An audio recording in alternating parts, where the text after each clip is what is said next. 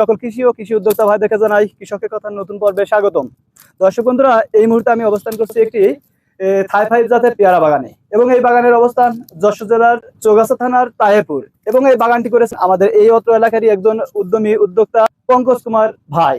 তো আজ আমরা এই পেয়ারা চাষের সম্পূর্ণ তথ্য পঙ্কজ কুমার ভাইয়ের কাছ থেকে জানবো, কিভাবে সে এই পেয়ারা চাষে উদ্বুদ্ধ হলেন এবং কোথা থেকে জাত সংগ্রহ করলেন, চারা সংগ্রহ করলেন, এবং এর পরিচর্যা, রোগবালাই এবং এর প্রতিরোধ ব্যবস্থা কি, এবং বাণিজ্যিকভাবে কতটা লাভবান হচ্ছেন, এই সম্পূর্ণ টুকিটাকি বিষয় নিয়ে আলোচনার মাধ্যমে একটি পূর্ণাঙ্গ তথ্যচিত্র দেওয়ার চেষ্টা করব আপনাদের মাঝে আমি মাহমুদুল হাসান। সম্পূর্ণ প্রতিবেদন জুড়ে আমাদের সাথেই থাকুন এবং উপভোগ করুন আজকের এই পেয়ারা চাষের দারুণ তথ্যচিত্র।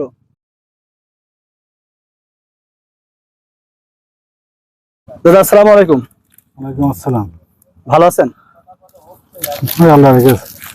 তো দাদা, আপনার এই সম্পূর্ণ বাগানটা আমরা ঘুরলাম, অনেকটা এরিয়া নিয়ে করেছেন আপনি এই পেয়ারা চাষ। তো এখানে আপনার কতটা জমির পরিমাণ? এখানে 4 বিঘা। 4 বিঘা, 33 শতাংশে 4 বিঘা। আপনি এই পেয়ারা চাষের সাথে আছেন কত বছর ধরে? 7 বছর। 7 বছর। তো তার মানে তো পেয়ারা চাষের উপর আপনার একটা ব্যাপক অভিজ্ঞতা রয়েছে নাকি? তো এই পেয়ারা চাষে আপনি উদ্বুদ্ধ হলেন কিভাবে? ওই আস্তে আস্তে আবাদ করতে করতে যখন যে আবাদ আসে সেখানে সেই আবাদে উদ্বুদ্ধ হয়। তাই এই আবাদের পাশাপাশি কি আপনি আর অন্য কোনো চাষবাস করেন? হ্যাঁ করি। কি করেন? পটল আছে, ড্রাগন আছে, ধান আছে, মোটামুটি সবকিছু মিশ্রিত আপনার আর কি চাষ আর কি। তো আপনি এই পেয়ারা বাগানটা করেছেন, এই পেয়ারার জাতটা কি? থাই 5। থাই 5। এটা কোথা থেকে সংগ্রহ করলেন? আমাদের এলাকাতে চারা পাওয়া যায়। কোথা থেকে? যাত্রাপুরতে। যাত্রাপুর থেকে চারাটা সংগ্রহ করলেন। তো এখানে একবারেই কি 4 বিঘা লাগালেন নাকি পর্যায়ক্রমে লাগালেন? পর্যায়ক্রমে। প্রথমে কতটুকু ছিল? প্রথমে 1 বিঘা ছিল। প্রথমে 1 বিঘা ছিল। 1 বিঘা থেকে লাভবান হওয়ার পরবর্তীতে আপনি আবার বাকি 3 বিঘা শুরু করেছেন নাকি? হ্যাঁ।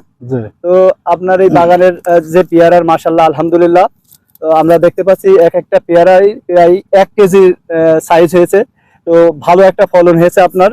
আপনি এই পেয়ারা চাষ করছেন, তো এই পেয়ারা চাষ করতে আপনি কি কি সমস্যা ফেস করছেন, রোগবালাই বা এর প্রতিরোধ ব্যবস্থা কি কি করছেন? প্রথমত গাছের ভর্তি বুঝলেন যে কন্ট্রোল নিয়ে আসতে হবে, তারপরে রোগ হলে আপনি সেই পদ্ধতিতে ব্যবহার করবেন। এই পেয়ারা গাছের সর্বোপরি কি রোগ হয়ে থাকে আর কি? একটা মাথা মারা রোগ, ডাল ফেসে যায়, পাতার তলায় জাগ হয়, এইসব কন্ট্রোল করলেই সবকিছু। মাথা ভরা রোগ এবং পাতার তলায় এঁটেল জাব হয়, এটা এটা নাকি? হ্যাঁ, আমার লাল মাকড় এগুলোই আপনি ফেস করছেন। আচ্ছা, আর এর প্রতিরোধ ব্যবস্থায় আপনি কি কি রাখছেন?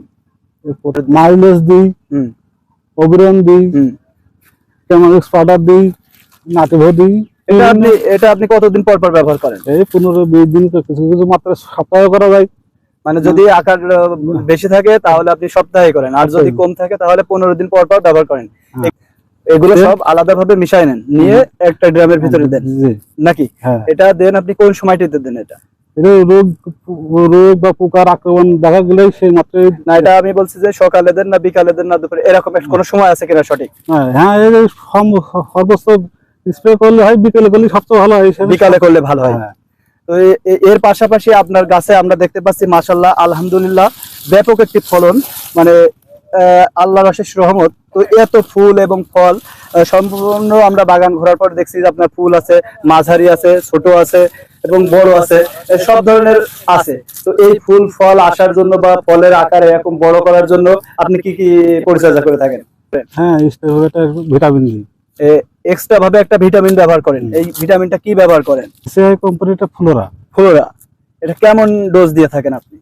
এটা সাধারণত আমার কাছে আমি করি প্রতি একবার 3 লিটার দিয়ে 7.5 গুঁড়া দিয়ে দিই, আর প্রত্যেক চালানে 50 মিলি ঢমে দিয়ে স্প্রে করি।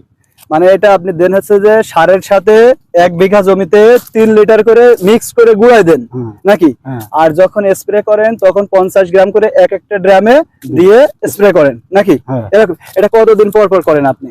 ওই 15 দিন পর পর। 15 দিন পর পর। এই সারের সাথে যে গুঁড়াই ব্যবহার করেন এটাও কি 15 দিন পর পর করেন? এটা জাস্ট একবারই করি। জাস্ট একবার? মানে চাষের শুরু থেকে এরকম নাকি বছরের শুরু থেকে এরকম? না, ওই ফুল ও ফলে গঠন দেখা গেলে তখন আমি ব্যবহার করি। তখন ব্যবহার করেন। আর এই 50 মিলি হারের যে ড্রামে দিয়ে ব্যবহার করেন, এটা কেমন ব্যবহার করেন? এটা 15 দিন অন্তর অন্তর। এটা 15 দিন অন্তর অন্তর ব্যবহার করেন অ্যাজ ইউজুয়াল ভাবে। তো সর্বোপরি আপনার এই পেয়ারার বাজার এখন কেমন, বাণিজ্যিক বাজার মূল্য কেমন এখন? এক এক সময় এক এক দাম হয়, বর্তমানে এখন 40 টাকা করে, আগে বেশি 60 টাকা করে, তখন যেরকম বাজার হয় তখন সেরকম বিক্রি হয়। তাই, তার মানে তো একটা ভালো একটা দাম আছে আপনার। কতদিন পর পর হারভেস্ট করেন এই ফল? 15 দিন পর পরে। 15 দিন পর পর 1 বিঘা জমি থেকে কত মন পেয়ারা হারভেস্ট করা যায়? এটা সাধারণত সর্বনিম্ন 400 কেজি। সর্বনিম্ন 400 কেজি। তো যদি 40 টাকা করে কেজি হয়, তার মানে তো একটা বাম্পার ফলন নাকি? আল্লাহর অশেষ রহমত। হ্যাঁ, তো আপনার জমি প্রস্তুত থেকে শুরু করে চারা লাগায়ে এই ফল আসা পর্যন্ত 1 বিঘা জমিতে 33% 1 বিঘা জমিতে কত টাকা খরচ হয়ে থাকে? 1 থেকে 1.5 লক্ষ টাকা। 1 থেকে 1.5 লক্ষ টাকা খরচ হয়ে থাকে। তো যখন আপনি হারভেস্ট করেন, এটা তো একটা দীর্ঘমেয়াদী একটা চাষ নাকি? হ্যাঁ, এই আপনার এই গাছের বয়স কেমন? 3 বছর। 3 বছর।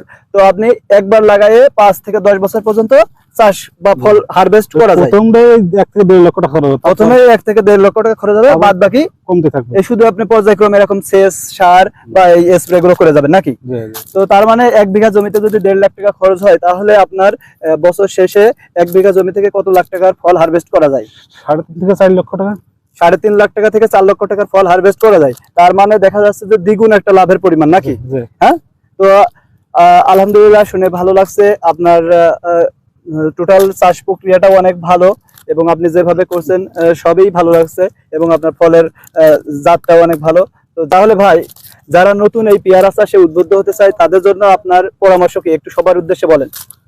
প্রথমত জাত বিহীন করে গাছ লাগাতে হবে, তারও ভালো পরিচর্যা করতে হবে, তারপরে যে ট্রিটমেন্ট শুরু করতে হবে, ভালো ভালো ছত্রাক দিতে হবে, সার কন্টিনিউ মানে সেভাবে দিয়ে দিতে হবে। আশা করা যায় আল্লাহ ফলটা ফলন দেবে। তার মানে আমরা যেটা ভাইয়ের সাথে কথা বলার পরে জানলাম যে প্রথমত আপনার ভালো চারা বা জাত নির্ধারণ করতে হবে, এবং তারপরে জমি প্রস্তুত করে জমিতে ভালো জৈব সার বা রাসায়নিক সার ব্যবহার করতে হবে। তারপরে আপনার চারাটা লাগাতে হবে, এবং চারাটা লাগানোর পরে গাছের গ্রোথ অনুযায়ী আপনাকে সার ব্যবহার করতে হবে, ছত্রাকনাশক ব্যবহার করতে হবে, কীটনাশক ব্যবহার করতে হবে, এবং সেচ প্রদান করতে হবে। তাহলে আপনি এখান থেকে কাঙ্ক্ষিত ফলনটি পাবেন আশা করা যায় ইনশাআল্লাহ। তো সর্বোপরি আজকে আমরা এই যে আলোচনাগুলো করলাম পেয়ারা চাষের তথ্য, আপনারা যারা দেখছেন ভিডিওটি ভালো লাগলে লাইক, কমেন্ট, শেয়ার করবেন, এবং আমাদের কৃষকের কথা পেজটি ফলো দিয়ে পাশে থাকবেন। তো সর্বোপরি আজকে আল্লাহ হাফেজ, এ পর্যন্তই। সবার সুস্বাস্থ্য কামনা করে আমরা আজকে শেষ করছি। আসসালামু আলাইকুম।